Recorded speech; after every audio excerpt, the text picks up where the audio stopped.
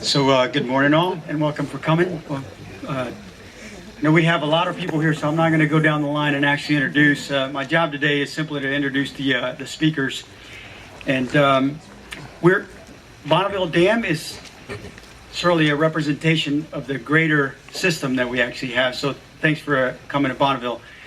Bonneville is blessed with the location, which is close to population center, Portland, so it actually tells the story of really the entire system. So thanks for attending today.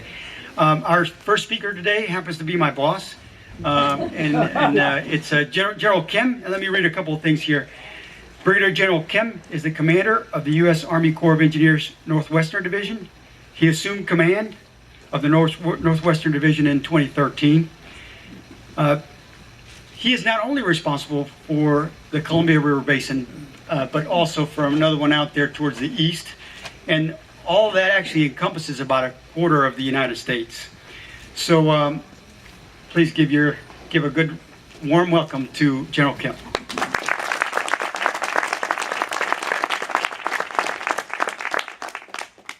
Thanks everybody. He said responsible. Really means that when good things happen, I get a lot of credit, even though I didn't do any of it. I got a lot of great people work with me, and we have a lot of great partners we work with. And then if things go bad, then they have somebody to blame.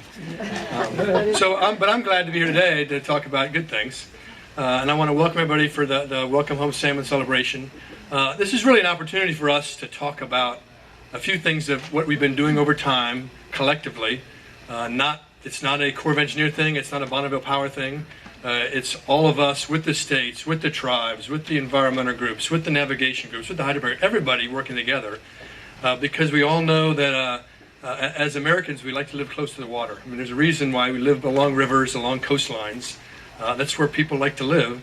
And when you have something as important as the federal dam system that's evolved over time, it is an integral part of the region, but it also has to be tied with what the regions, how the region lives and operates. What's important to the region. So we're proud to be part of that.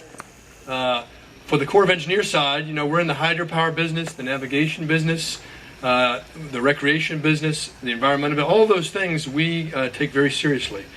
And so I'd like to talk just briefly about the evolution, because a lot of people in the room have been part of it. I've only lived here for the last year and a half, so I'm a newbie to the Northwest in terms of living here. And so if you live here, I think sometimes you're so involved in doing it, you don't see what's changed. But when I arrived, I tried to go back and say, well, how did we get where we ended up? And when you go back and look, and you guys have lots of scars from it, some of the people in the room, from court cases and congressional actions and all those things. But when you put all that together, you see the evolution from the early 90s to today. It's pretty incredible. And it doesn't mean we're done. But I think a lot of people need to take credit for the work they've done that brought us here today. Just to give an example, I had some folks go back and look at the statistics. I think our peak single day in the 90s was in 1997. I think it was the 3rd of September. I might have the date wrong. And on that day, it was the only time in the 90s, as I checked the records, that we ever got above about 16,000 on a single day of passage. Okay. Just earlier this month, we celebrated the peak. It was over 67,000. I think the highest, and then in the average best day in the 90s was under 11,000 fish in a single day. So that's a tremendous accomplishment, and it's due to a lot of work by a lot of people in this room, a lot of people throughout the region. And so I wanted to highlight that part because there's a lot of things to take credit for. What's evolved? When you go back and look, I wasn't living in the Northwest, but I can remember reading articles in the 90s about what we're trying to do for fish passage. And that if you look at what we were doing then for adult salmon passage, for how the juveniles go, and what we do today, it is very different. Okay, just the way we move the fish up past them is different. The evolution of the spillway weirs is different.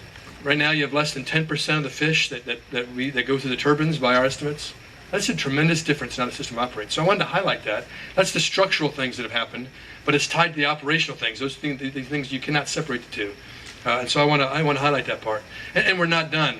We're working now in cooperation with some folks here in the region, using our research lab for the Corps of Engineers has back in Vicksburg, Mississippi, on how do you make a better turbine, a more fish-friendly turbine passage.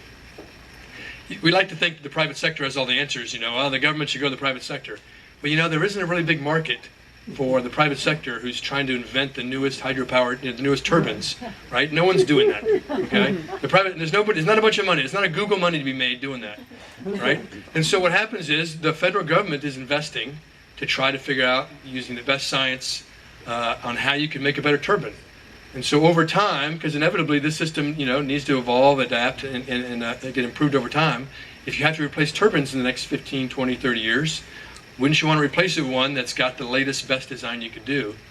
And so that's what we're working on, and pretty interesting results so far. And that the fluid dynamic engineers and the fish biologists really get into this because this is really unique stuff that nobody in the world is doing.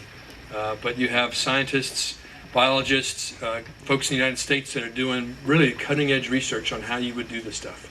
So I just wanted to highlight a few things that we in the Corps are working on, have worked on in cooperation with everybody here in the room, and that we're not done. And we'll continue to use adaptive management over time to improve the system and to make sure we're doing the best we can for the entire region. So thanks for your attention to coming today.